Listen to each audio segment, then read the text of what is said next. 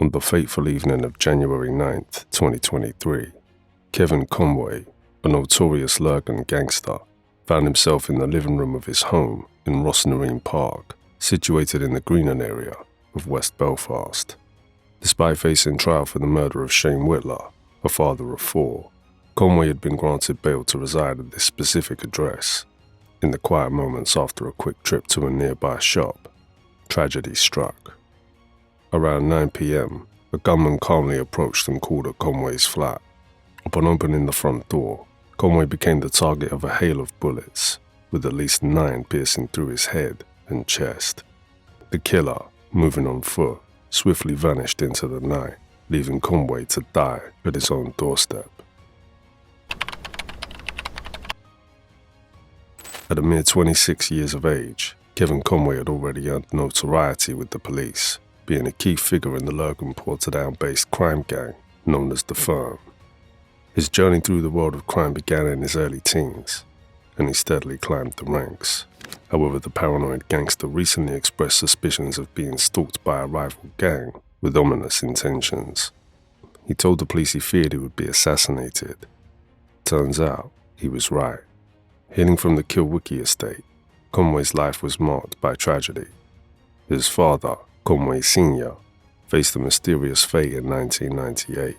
While babysitting his 3-month-old son, he vanished from his home, only to be discovered days later in a remote farmhouse, hands tied and fatally shot in the head.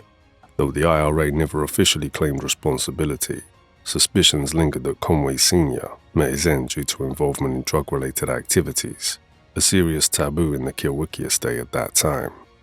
The traumatic loss of his father profoundly impacted Kevin Conway's life, setting the stage for a tumultuous journey. Abandoned at just 3 months old, Conway veered into a life of criminality, initially engaging in petty offenses before aligning himself with the Firm. His descent into drug abuse began as early as primary school, wreaking havoc on his once promising life. Now facing murder charges, Conway had become a formidable enforcer for the Firm, ruthlessly collecting drug debts with a heavy hand. The Firm, with approximately a decade of existence, evolved from the Loyalist Volunteer Force, LVF, initially a paramilitary group led by Billy Wright. Over time, it transformed into an organized crime gang, run by 2 brothers, Billy and Drew King. The gang was primarily involved in large-scale drug and prostitution operations in the Portadown area. Its founding members humorously adopted the name The Firm as an inside joke, drawing inspiration from the poorly received football movie The Firm, released in 2009. Unlike anything seen by authorities before, the Firm boasts a network of numerous young runners and a considerable presence of young women within its ranks. Many of these runners are youths grappling with addiction, driven to sell drugs to sustain their habits. Paradoxically, their involvement leads to substantial indebtedness to the Firm, and the consequences of defying this criminal organization are vividly exemplified by the murder of Shane Whitler. In contrast to well-known drug cartels like the Kinahans, who are synonymous with cocaine, the Firm operates in the darker realm of the drug trade. Beyond cocaine, their portfolio includes heroin and illicit prescription medications such as tramadol and diazepam, known as blues and yellows. These inexpensive medications, procured in bulk from Asia, fuel a growing addiction crisis, evident in Northern Ireland.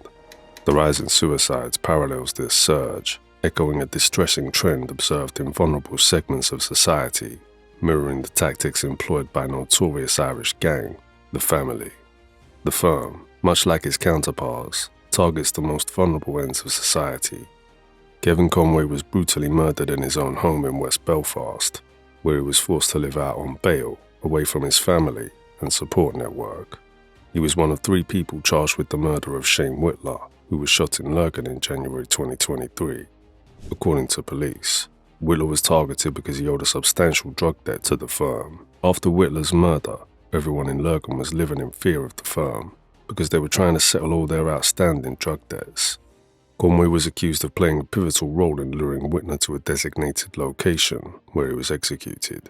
Scared for his life after being linked to Whitler's murder by the PSNI a year ago, Conway repeatedly claimed he wasn't involved, insisting the police had put a target on him. He claimed that the only evidence the authorities had was a single phone call. Initially granted bail in February 2023, Conway's subsequent breach led to his self-surrender 2 days later. In July of the same year, he sought bail once more, despite facing objections from law enforcement, as he was not allowed to have an address anywhere in Lurgan or Portadown.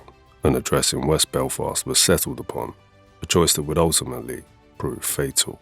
While Conway believed he could maintain a low profile in West Belfast, his presence as a notorious gangster in the middle of a tight-knit community was bound to attract attention and raise concerns. Until Conway's murder, the firm had never faced any real challenges. They operated in the Mid-Ulster area without opposition, instilling fear by resorting to extreme measures like pipe bombings. Conway's murder marked the first time they encountered resistance. However, the question remains, was this a retaliation for the Whitler murder, as Conway feared, or was there an entirely different motive at play? The PSNI are investigating different leads, including the possibility that Conway's own gang killed him to stop him from informing. However, sources at Lurgan and Portadown suggest members of the firm are now living in fear, contradicting the idea of them being behind the attack. Conway's close ties with the firm and their Facebook tributes indicate they might not be responsible. The current prevailing belief is that the motive may come from within West Belfast itself. It is now strongly suspected that the same individual or individuals responsible for several murders in the area targeted Kevin Conway, sending a clear message. West Belfast won't tolerate your drug operations or gang members. Don't bring them here. This is the consequence. The 37-year-old man was briefly detained a week after Conway's murder, but released on bail the next day. Crime Stoppers is offering a £20,000 reward for information leading to the arrest and conviction of those responsible. The circumstances surrounding Conway's brutal killing strongly indicate that the same hitman responsible for 6 other murders in West Belfast, including Sean Fox, J.D. Donegan, and Warren Crossan, carried out the act. In all these cases, the killers vanished without a trace and without the use of a getaway vehicle. Given the intricate layout of West Belfast, it seems improbable that an outsider from Lurgan or Portadown executed the hit and escaped successfully. The fact that the gunman fled on foot suggests not only local knowledge, but also local support, as they likely had access to a nearby house for changing clothes and disposing of weapons. The prevailing belief is that Conway wasn't targeted by firm rivals, but was instead killed by a local Republican hit squad or hitman. The underlying message is clear. If you want to act tough in Lurgan or Portadown, donning the firm's name, stepping into Republican West Belfast brings a different game. The big boys' playground. It leaves one questioning how Conway could have deemed the bail address in West Belfast a safe choice. It appears that a vigilant character, reminiscent of an enforcer, is targeting drug dealers like Conway, a tactic witnessed in the past.